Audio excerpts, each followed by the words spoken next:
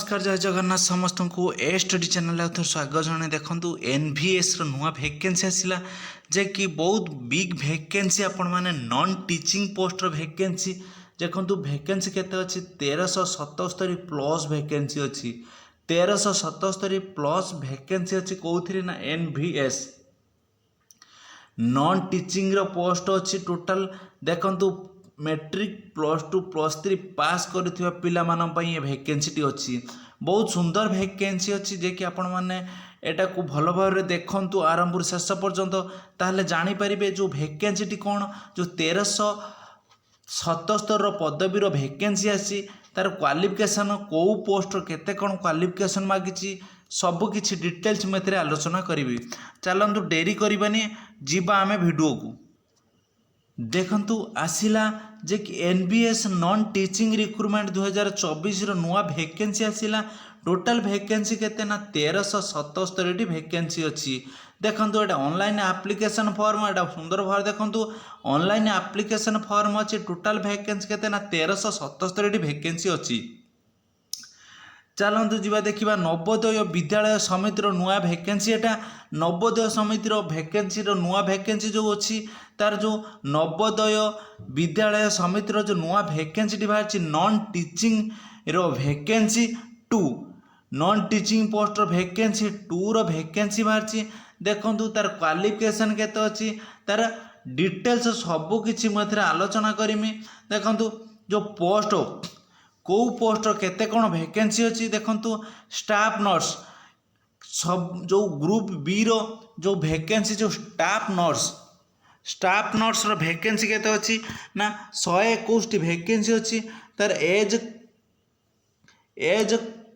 केते अच्छी ना 35 वर्ष अच्छी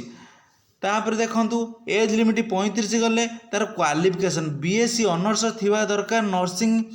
बीएससी नर्सिंग थिबा दरकार पोस्ट बेसिक बीएससी नर्सिंग थिबा दरकार जो माने बीएससी नर्सिंग करथिबे से माने स्टाफ नर्सटी अप्लाई करि परिबे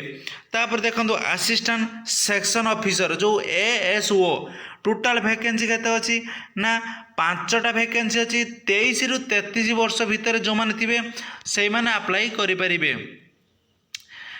कौन ना एनी डिग्री क्वालिफिकेशन कौन ना एनी डिग्री जो मान करथिबो +3 पास करथिबे से माने एटा को अप्लाई करि परिबे तापर देखंतु ऑडिट असिस्टेंट जो 12टा वैकेंसी अच्छी 18 रु 30 वर्ष बीकॉम जो माने बीकॉम पास करथिबे से माने एटा को अप्लाई करि परिबे तापर देखंतु मेस हेल्पर देखंतु एटा सुनिश्चित देखंतु मेस हेल्पर रो 442 टी वैकेंसी अच्छी टोटाल देखंतु 18 रु 30 वर्ष भितर एटा को अप्लाई करि परिबे क्वालिफिकेशन ना 10th अच्छी देखंतु क्वालिफिकेशन अच्छी 10th मेस हेल्पर 442 टी वैकेंसी मल्टी टैक्सिंग स्टाफ जो एमटीएस रो वैकेंसी केते 19 टी वैकेंसी अच्छी 18 रु 30 एटा भी 10th लेवल चलंतु जीवा देखिबा तार केते कोन एप्लीकेशन फी मागिछि देखंतु एप्लीकेशन फी आउ स्टार्टिंग डेट देखंतु एप्लीकेशन जो स्टार्ट अप्लाई डेट केबे ना 22/3/2024 रु स्टार्ट होई सारिछि 30/4/2024 पर्यंत लास्ट डेट अच्छी एटा को भल भाव देखंतु 22/3/2024 रु स्टार्ट होईछि अप्लाई नाउ 30/4/2024 पर्यंत लास्ट डेट अच्छी एटा को भल भाव देखिए तापर एग्जाम डेट आसी ना एग्जाम डेट आसिले मु आपण मानकु वीडियो माध्यम जणाई देबी देखंतु application fee for female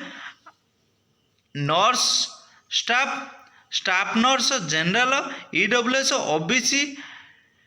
candidate केते 1500 टंका तापर कते अछि जो देखंतु अलग पोस्ट मानकर केते 500 टंका फ्री अच्छी एटा को भल भाव देखिए समस्ते अप्लाई स्टार्ट हो सारी समस्ते जाई भल भाव एटा को देखी सुनिश्चित भाव में अप्लाई करंतु जे कि अप्लाई डेट स्टार्ट हो सारी जय जगन्नाथ जय हिंद जय भारत।